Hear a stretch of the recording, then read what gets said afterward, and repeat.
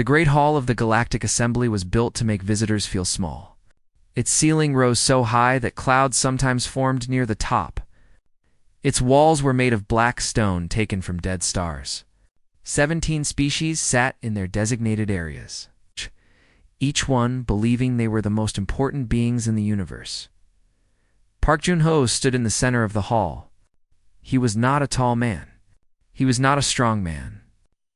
He wore a simple gray suit and kept his hands folded in front of him. On his face was a smile that he had worn for 30 years as humanity's chief ambassador. Behind him stood his aide, a young woman named Yuna. She held a datapad and watched the aliens around her with careful eyes. She had worked with Joon-ho for 5 years.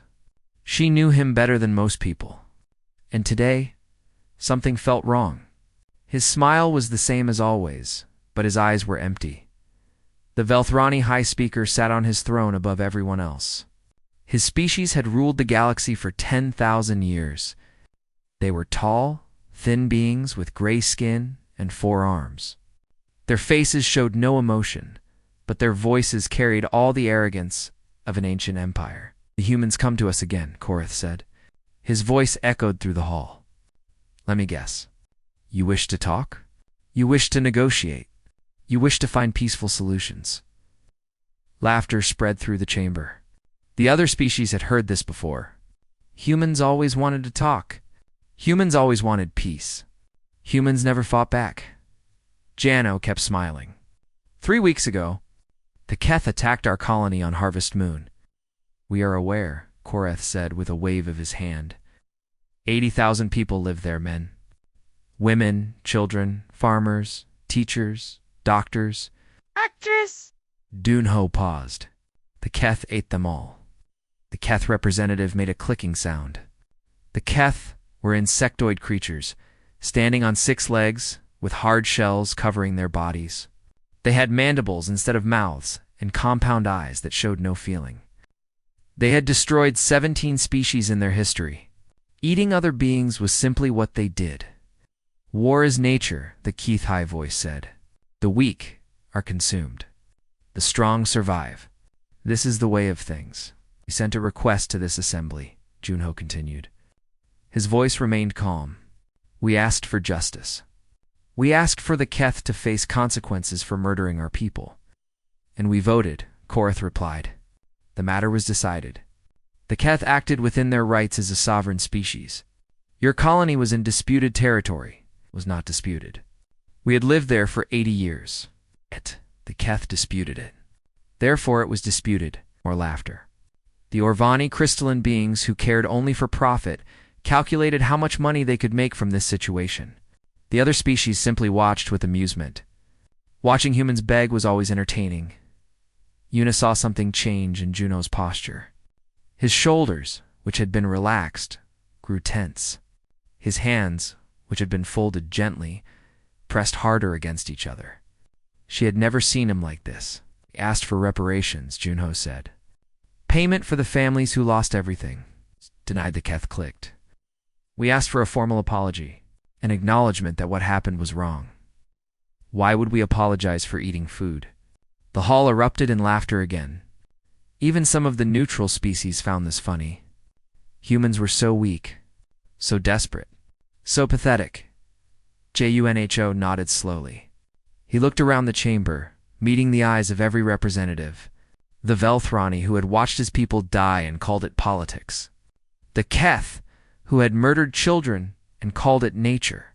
The Orvani, who had calculated the cost of human lives and found them worthless. All the others who had done nothing. Then Ambassador Park Joon-ho stopped smiling. The laughter died. Not slowly, but all at once, like someone had pressed a button. The beings in the chamber had seen Joon-ho smile for 30 years. They had seen him smile when negotiations failed. They had seen him smile when humans were insulted. They had seen him smile through every humiliation. They had never seen him stop. 300 years ago, Joon-ho said, humanity joined this assembly. We believed in cooperation. We believed in peace. We believed that if we showed kindness, kindness would be returned. He paused. We were wrong. Korath leaned forward. Ambassador, if this is some attempt to gain sympathy for 300 years, Junho continued, ignoring him, we have talked. We have negotiated. We have compromised. We gave up territory to avoid wars. We accepted insults to maintain peace. We watched our people suffer because we believed that violence was never the answer. He looked directly at the Keth representative. We asked nicely. Again and again and again. We asked nicely when your ships crossed our borders. We asked nicely when your scouts took our people. We asked nicely when you burned our colonies. We asked nicely when you ate our children. His voice dropped lower. We are done asking.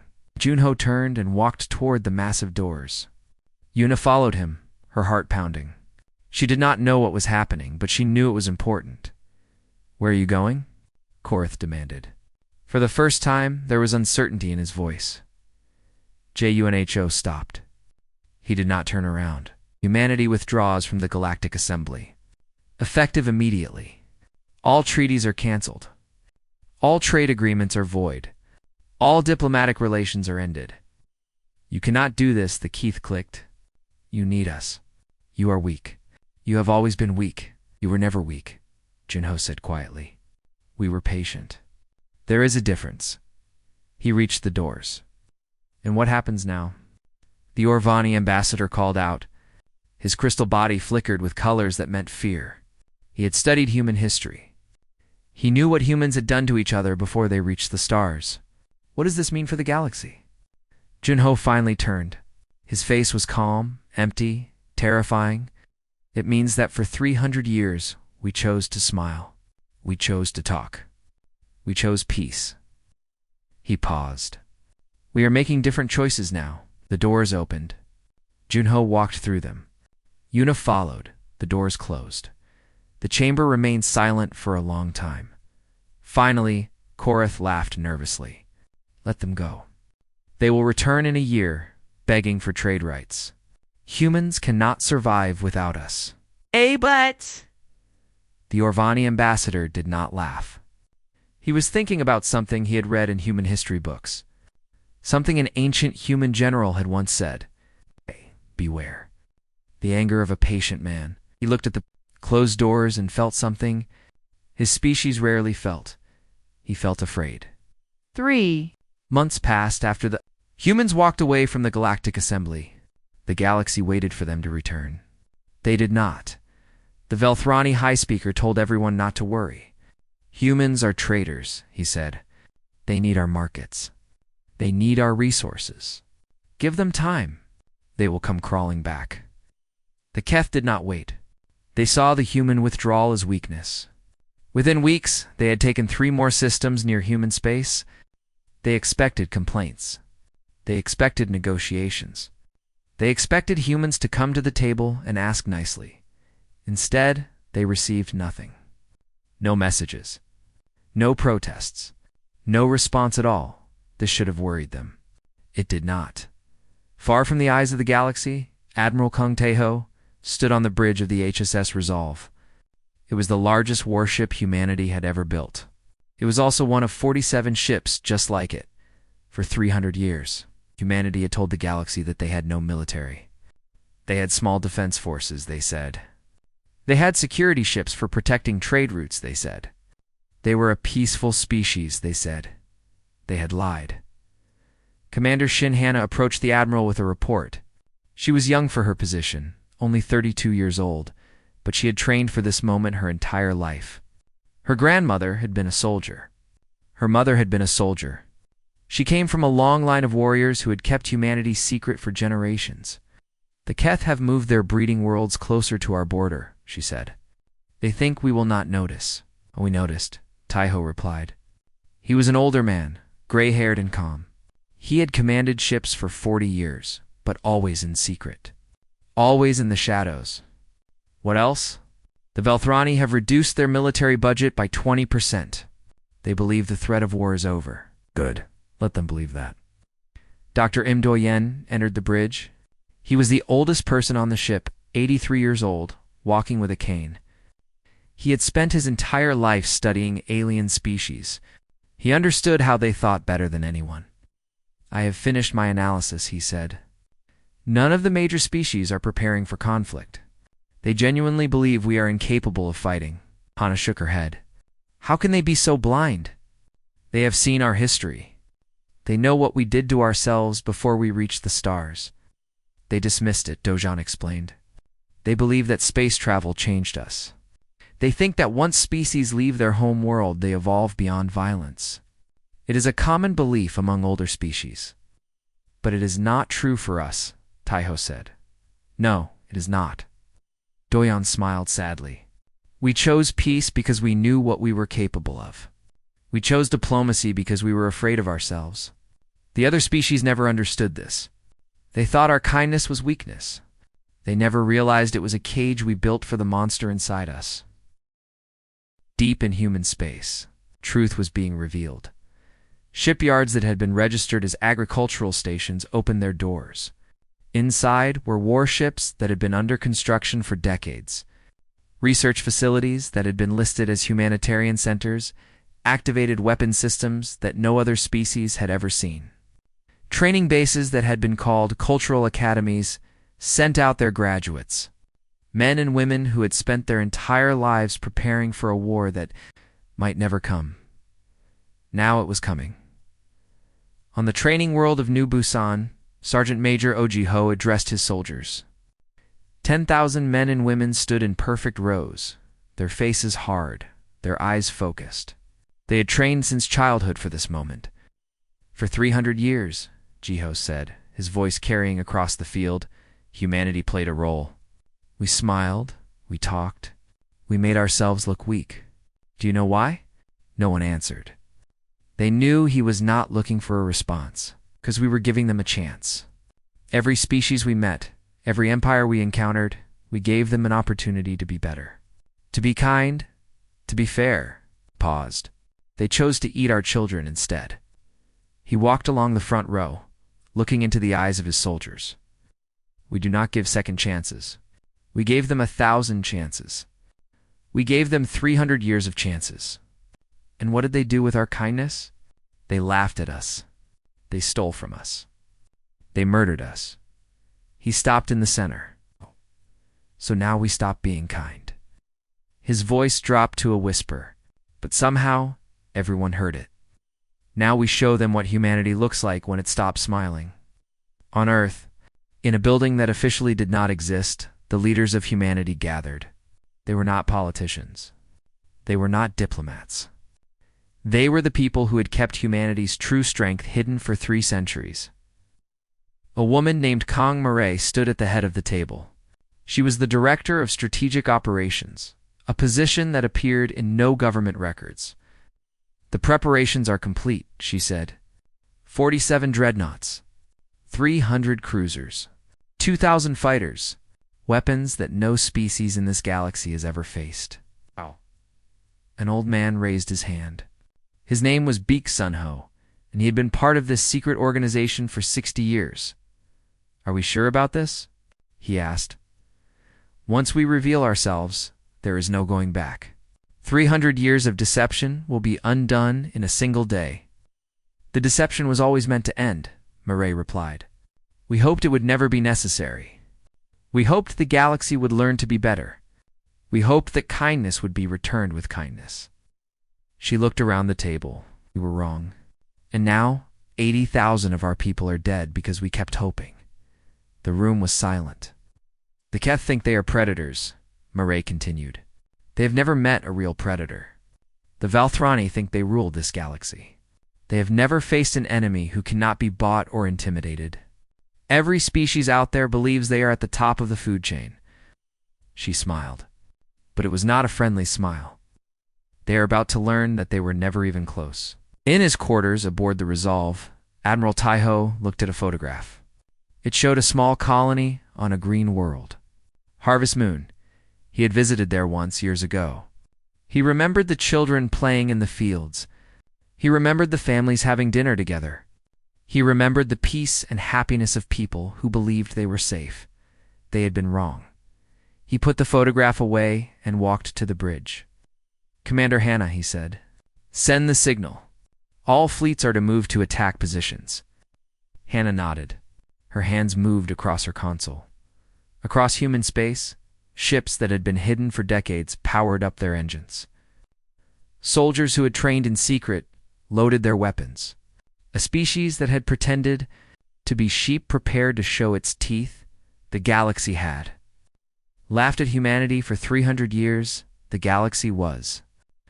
About to stop laughing, the Keth forward base at Nexus 7 was a fortress. 20 hive ships floated in formation around a station the size of a small moon. 500,000 Keth warriors waited inside, ready to expand their empire further into what they now called feeding grounds. They had taken this system from a smaller species 200 years ago. They had eaten every living thing on the planets below. Now they used it as a staging point for raids into neutral space. No one had ever attacked them here. No one would dare. Captain Beek Minho sat in his command chair aboard the Han River. It was an assault carrier. It's built for speed and violence. Around him, his crew worked in silence.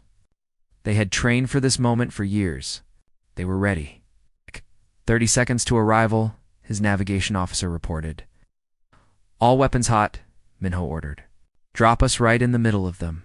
Sir, standard tactics suggest we should arrive at the edge of the system and approach carefully. Minho smiled. It was not a kind smile. We are not using standard tactics. We are using human tactics. The Han River dropped out of hyperspace directly inside the Keth defensive ring. This was supposed to be impossible.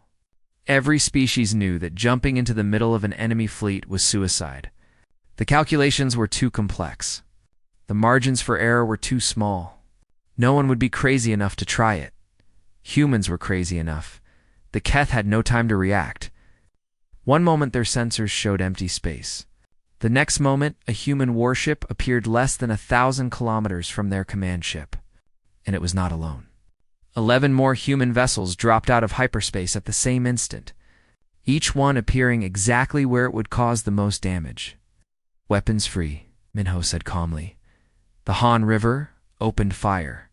Human weapons were different from anything the galaxy had seen.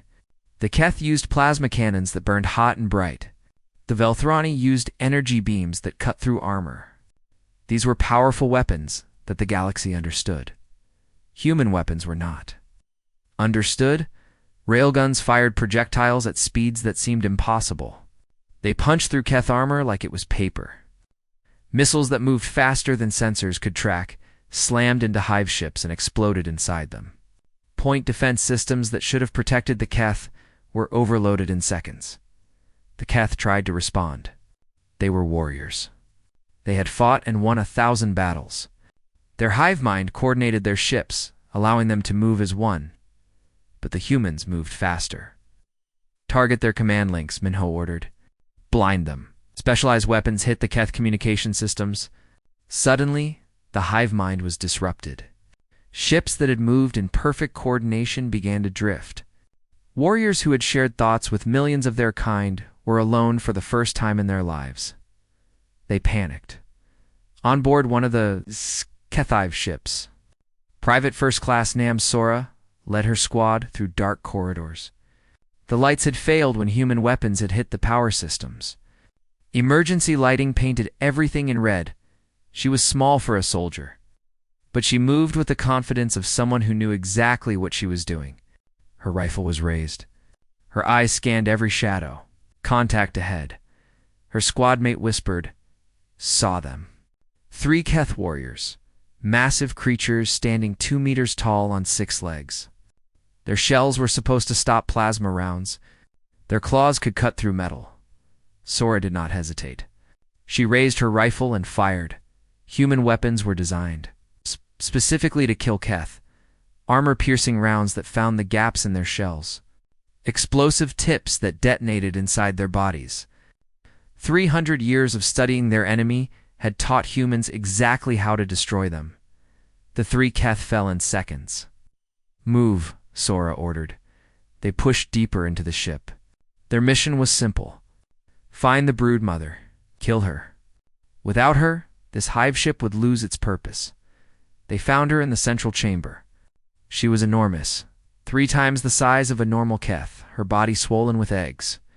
She was the heart of the ship, the mother of every warrior on board. She saw Sora and screamed. It was a sound that should have frozen any creature in terror. Sora raised her, rifled and emptied her entire magazine into the brood mother's face. The creature did not fall. She was too large, too tough. She charged forward, her massive claws reaching for the small human who had dared to challenge her. Sora dropped her rifle and drew her knife. When her sergeant found her 10 minutes later, she was sitting on the brood mother's corpse. Her armor was covered in alien blood. Her knife was buried in the creature's skull. "Private," her sergeant said carefully. "Are you injured?" Sora looked up. Her eyes were empty. "They ate children," she said quietly. "They ate our children and called it nature." She stood up and pulled her knife from the brood mother's skull. "I am not injured. I am just getting started." Outside, the battle was ending. Of the 20 Keth Hive ships, 17 had been destroyed. The other 3 were running, their engines pushed to maximum as they fled into deep space. The entire battle had lasted 11 minutes. Minho watched the survivors flee on his display. "Should we pursue?" Admiral Taiho's voice came over the communication system. He was commanding the overall operation from the Resolve, coordinating attacks across multiple systems. No, let them run. Let them tell everyone what happened here. Across the galaxy, 23 Keth installations fell that day. Every major military base, every breeding facility, every command center, humans struck them all at the same moment, the same devastating precision. The Keth had spent thousands of years building their military POW. Humans destroyed it in a single afternoon. The Keth High Voice sent a desperate message to the Galactic Assembly. The humans have gone mad. They attack without warning. They show no mercy. They are monsters. The message was received in the Great Hall where, just months ago, the Assembly had laughed at humanity. No one was laughing now. The Velthrani High Speaker read the reports with growing horror. 23 bases destroyed. Millions of Keth warriors dead. The entire military structure of one of the galaxy's most feared species had been shattered in hours. "This is impossible," he whispered.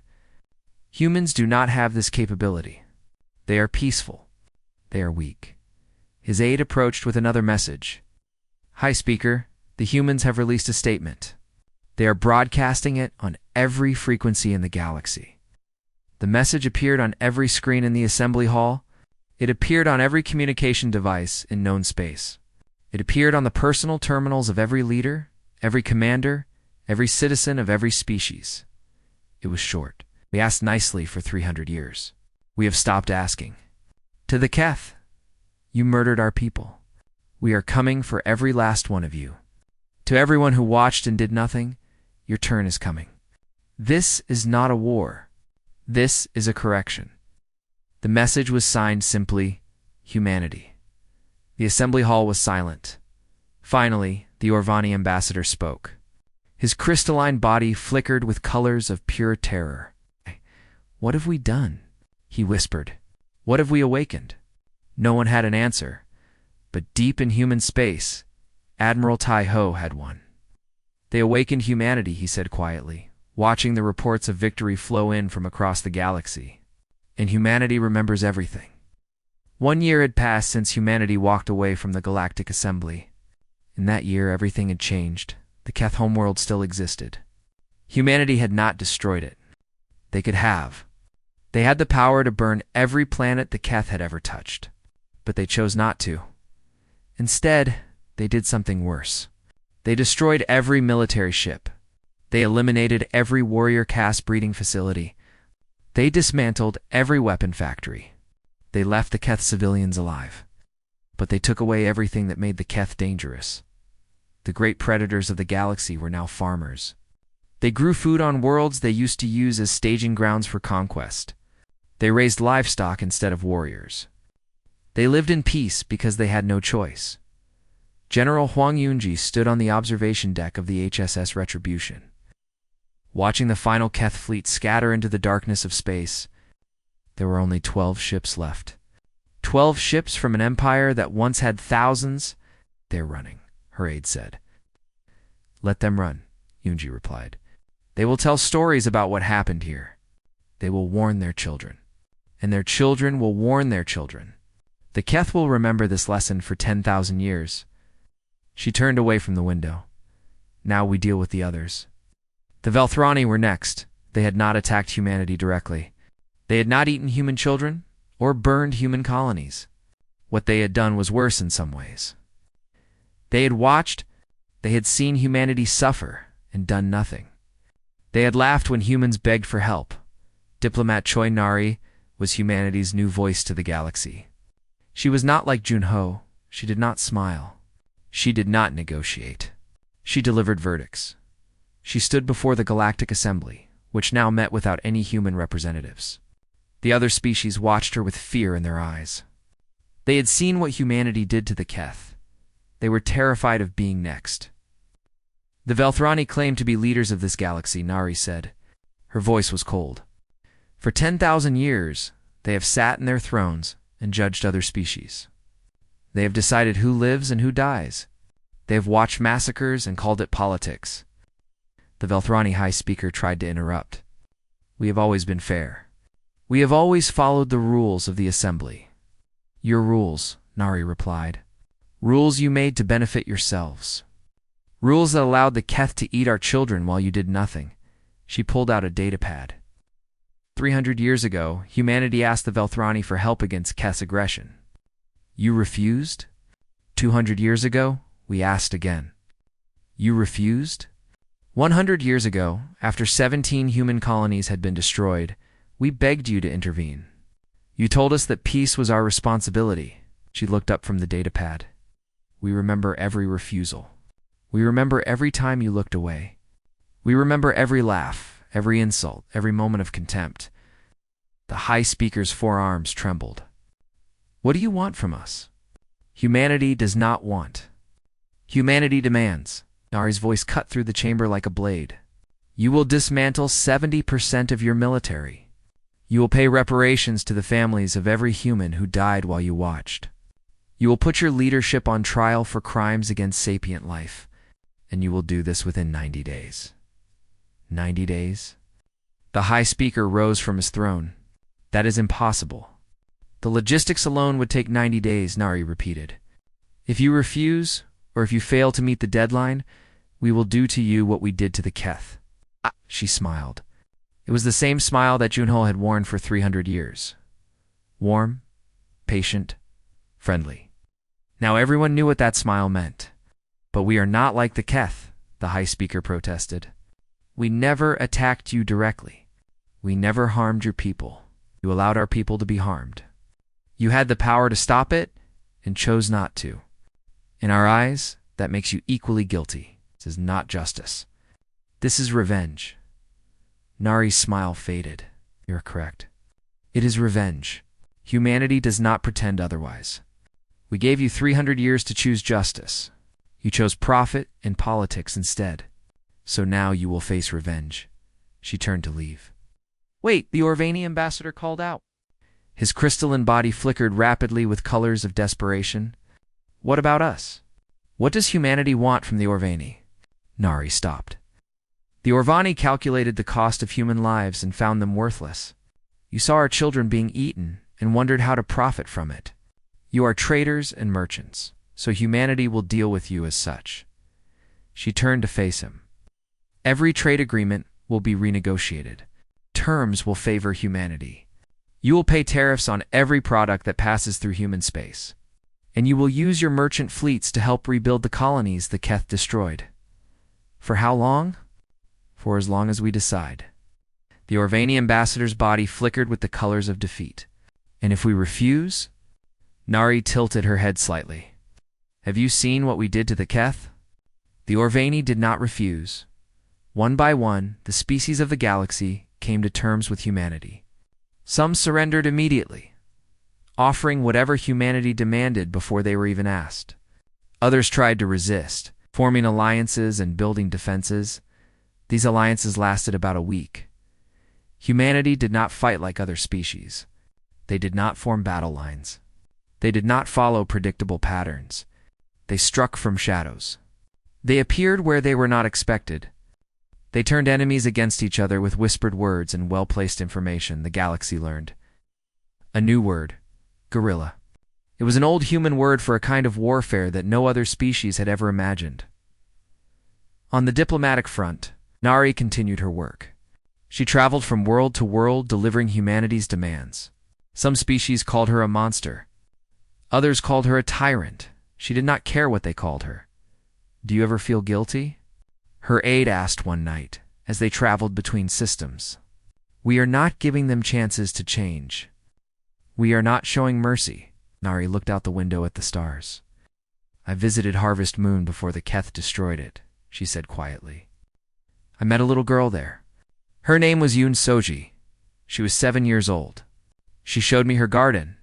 She had planted flowers that would bloom in the spring. She paused. The Keth ate her. They ate her family. They ate everyone she had ever known. And the galaxy watched and did nothing. She turned to face her aide, gave them mercy for 300 years. We gave them chance after chance after chance. They used our mercy against us. They saw our kindness as weakness. Her eyes were hard. So now I do not feel guilty. I feel tired. Tired of being kind to people who do not deserve kindness. Tired of showing mercy to people who would never show mercy to us. She looked back at the stars. Let them call me a monster. I would rather be a monster who protects her people than a saint who watches them die. The Velthrani surrendered in 63 days. Their high speaker was put on trial. He was found guilty of negligence resulting in genocide. He was not executed. Humanity did not believe in execution. Instead, he was forced to visit every human memorial, every mass grave. Every site where humans had died while his people watched, he spent the rest of his life apologizing. It was not enough. It would never be enough. But it was a start. And across the galaxy, species began to understand something important. Humanity had not become monsters overnight. They had always been this way. They had simply chosen to hide it.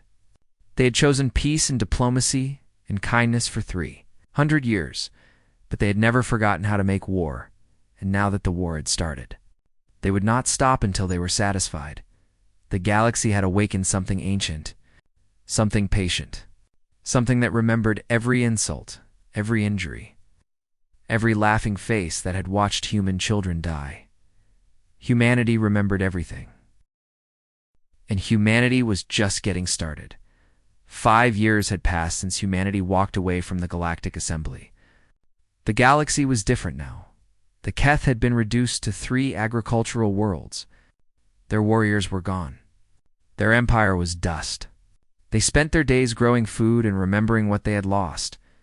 Some of them had started teaching their children a new history. A history that spoke of the species they had destroyed with shame instead of pride. It would take generations. But the Keth were slowly learning to be different. The Velthrani still existed, but they were no longer rulers. Their military had been cut to a fraction of its former size. Their leaders answered to human oversight committees. Their children learned about the crimes their ancestors had committed, yet many of them worked to make amends. The Orvani had become humanity's most eager trading partners. They had calculated early that cooperation was better than resistance. Their merchant fleets now helped rebuild destroyed colonies. Their factories produced goods for species they had once exploited. They had not become good people, but they had become useful people. And humanity accepted that. The other species had fallen in line. One way or another, Director Park Joon-ho sat in his office on Earth. Looking out at a city that had not changed much in 5 years, humans still went to work.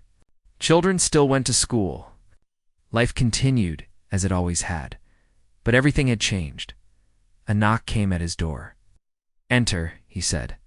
A young man walked in. His name was Yoon Ki-hoon, and he was fresh from the academy. He had been assigned to Joon-ho's office as an aide, just as Yoona had been assigned to him decades ago.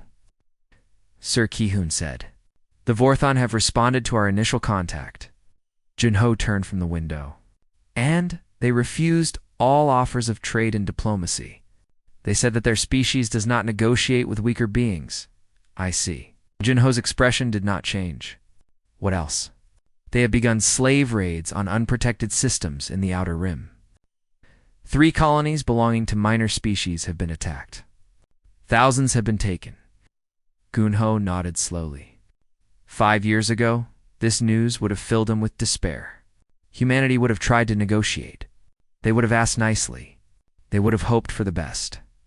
Now they did things differently. Send Ambassador Park Haehan to make first contact, Junho said.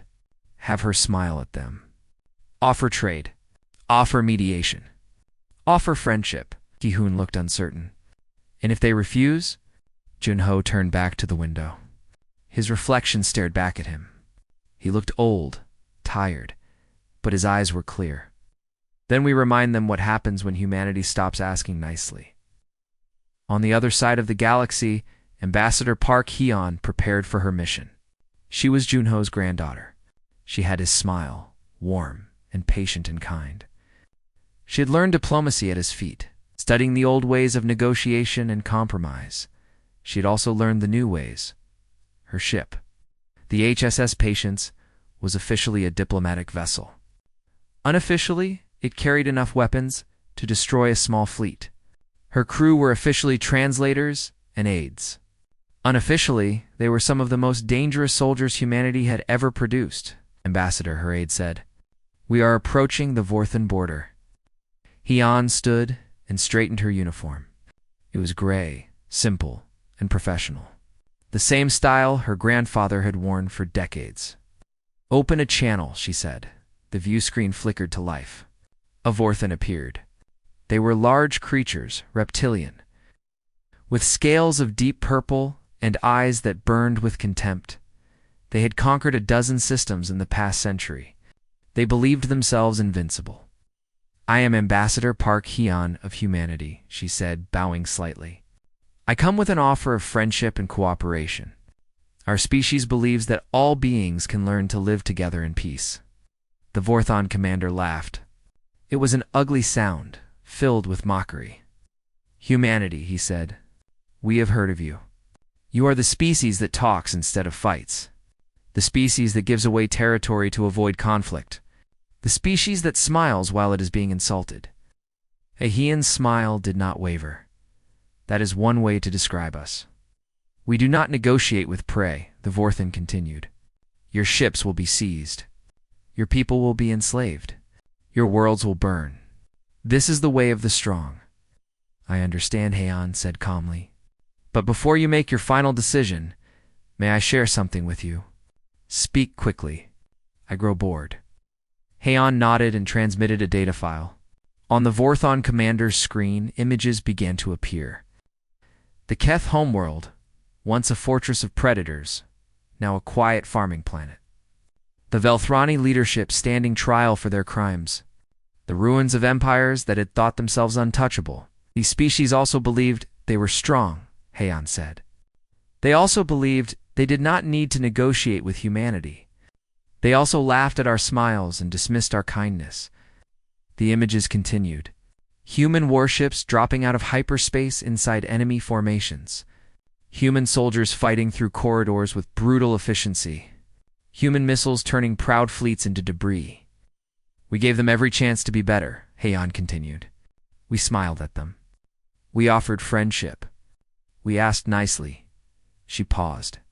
They refused. The Vorthon commander's expression had changed. The contempt was still there, but something else had appeared. Uncertainty. These are old species, he said. Weak species that had grown soft. The Vorthan are different. We are warriors born. We have never known defeat. The Keth said the same thing, Haehan replied. They believed they were the ultimate predators. They had destroyed 17 species. They thought nothing could stop them. She leaned forward slightly. They were wrong. For a long moment, there was silence. The Vorthan commander stared at the images on his screen. The ruins of empires. The graves of species that had challenged humanity and lost. What do you want? He finally asked. His voice was different now. Less arrogant. More careful. We want what we have always wanted, Haehan said. Peace. Trade. Cooperation. We want to be friends. We want to work together for the benefit of all species." She smiled. It was the same smile her grandfather had worn for 30 years. The same smile that had become a warning throughout the galaxy. "But if you do not want these things, we understand. We will not force you. We will simply leave and wait for you to change your mind. And if we do not change our mind?" Heian's smile did not fade, but something in her eyes grew cold. "Then we will return, and we will not be smiling." The Vorthon commander was quiet for a long time. Then he did something his species had not done in 300 years. He asked for time to consider. Heian nodded graciously. "Of course, take all the time you need. We are very patient." Hi. The channel closed. On the bridge of the Patience, Heian's crew waited in silence. Finally, her aide spoke. "Do you think they will accept?" Heian sat back in her chair. She thought about her grandfather. She thought about the 80,000 people who had died on Harvest Moon. She thought about the 300 years humanity had spent smiling, while the galaxy laughed at them. "I hope so," she said quietly. "I truly hope so, because I am tired of war. I am tired of death. I am tired of being the monster that keeps the galaxy in line." She looked out at the stars. "But if they choose violence, we will give them violence. If they choose cruelty, we will give them consequences. If they choose to be monsters, we will show them what a real monster looks like." She smiled, and it was sad. That is the burden humanity carries now. We wanted to be peaceful. We wanted to be kind, but the galaxy would not let us. Her aide nodded slowly. "And what happens when the galaxy finally learns?" "When every species has been taught the lesson." Heian was quiet for a moment. "Then we can finally rest. Then we can finally stop being warriors and start being what we always wanted to be." "And what is that?" Hey, Ian's smile became genuine for the first time. "Friends." In his office on Earth, Director Park Jun-ho received word that the Vorthon had requested a formal diplomatic meeting. They wanted to discuss trade agreements. They wanted to talk about mutual cooperation. They wanted peace. He smiled. It was the same smile he had worn for 30 years. The same smile that had hidden thunder and lightning. The same smile that had become the most feared expression in the galaxy. But this time, it was also a smile of hope. Because maybe, just maybe, the galaxy was finally learning. And maybe one day, humanity could stop being the monsters that kept the universe safe. Maybe one day, they could just be human. Until then, they would smile, and the galaxy would listen.